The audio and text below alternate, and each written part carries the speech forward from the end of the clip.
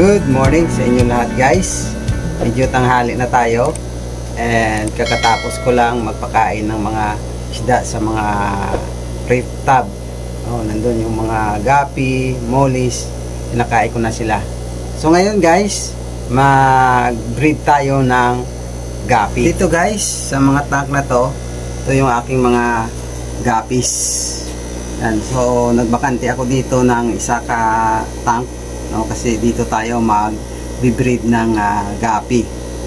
So dito sa una na tank ko guys, ito yung mga males. So dito ako namimili ng mga magagandang males para i-breed ko, i-partner ko sa mga female na mga gapi.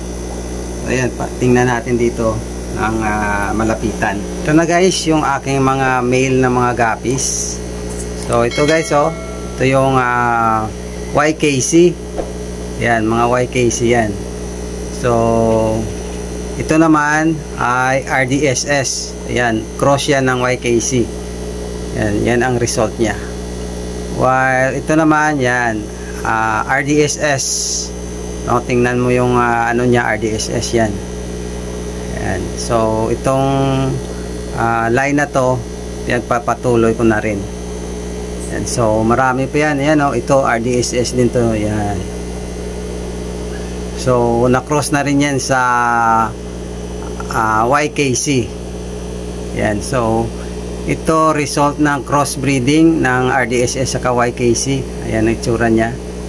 Yan. So itong ganito na gapi, minibreed ko rin siya.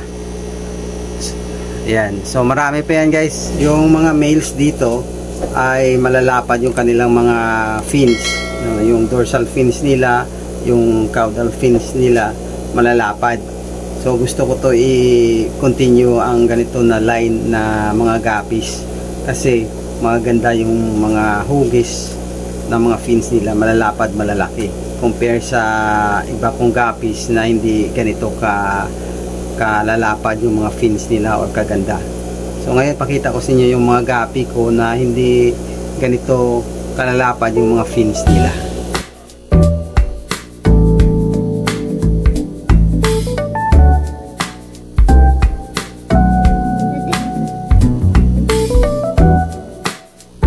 Dito ko naman guys nilagay yung mga gapis na hindi maganda yung mga hugis ng fins nila.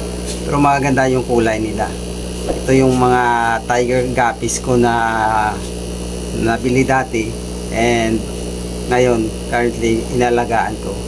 So ngayon ginawa ko dito guys, crossbreeding ko sila sa YKC na mga gapi para ma-improve ko yung kanilang mga fins, yung mostly yung dorsal nila maliliit and gusto ko malaki yung dorsal nila. So sana makita natin yung result nitong crossbreeding project ko dito. Ito guys yung male na tiger gapi.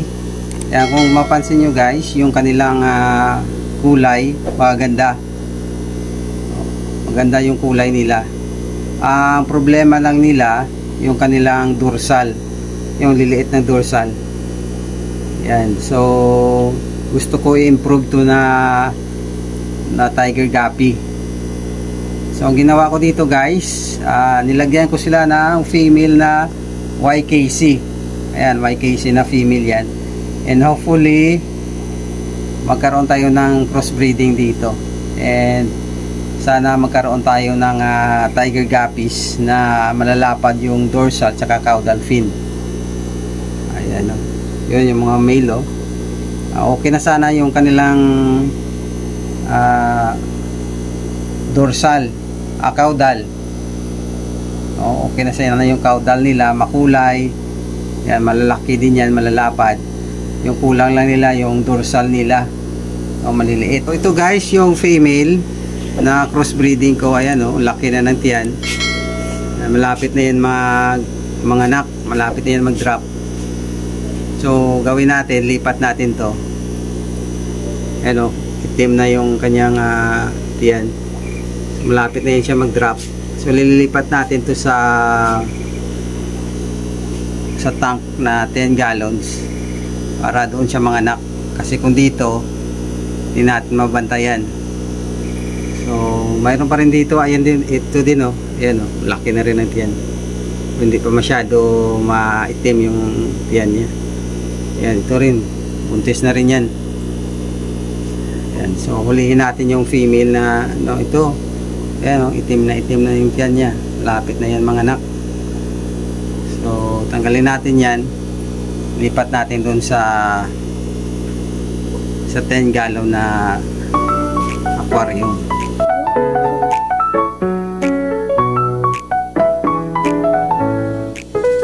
Ito na guys, 4 ka buntis na mga females.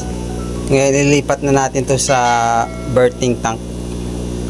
And so itong tank na to guys, binakante ko na kasi ito yung gagawin natin na birthing tank ng mga guppies. So dito natin lipat yung mga female na mga guppies. 4 ito ka piraso. Ayan, lipat natin dito. Ayan sila guys, 4 sila ka piraso. So hopefully mga anak sila dito. Ayan, para ma-monitor natin, kita natin kung marami yung anak nila. So actually malapit na talaga itong mga anak guys, itong mga females na to, kasi malalaki na yung tiyan, saka medyo nagaitim na yung tiyan nila. Ito yung male na isasama natin doon sa mga female na mga guppy. So isama ko siya dito para pag nanganak, ito na kaagad yung sa kanila ulit, magsimilya. Ayan. Yan, so tiger guppies yan siya guys, na yung fins niya, yung dorsal niya hindi masyado malaki. Yan, compare dito guys, so ayan ang lalaki ng dorsal oh. Yan, lalaki. So gusto ko ang magiging result nito ganito, malalaki yung dorsal. Yan, sa size lang ng dorsal malalaki dapat ang kalabasan dito. So later tingnan natin kung magkaroon tayo ng result na katulad nito. Ano, yung mga female yan guys, yung mga YKC, yung cross ko sa tiger guppies. So ngayon guys, ito lang yung mga binibreed ko, no, kasi mahirap maghanap ng source ng guppy ngayon dito sa amin.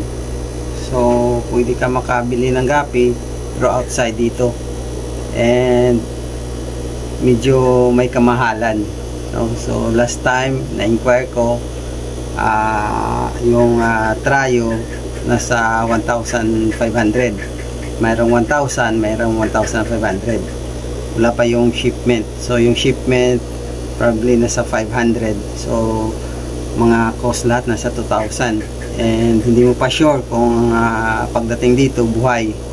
Okay, so mayroon naman minsan mga buhay, and sasabihin na lang na i-replace na lang sa next order. So mag-order ka ulit para ma-replace yung patay mo na guppy. So minsan nasasayang. So ngayon ito lang ang currently binibreed ko, no?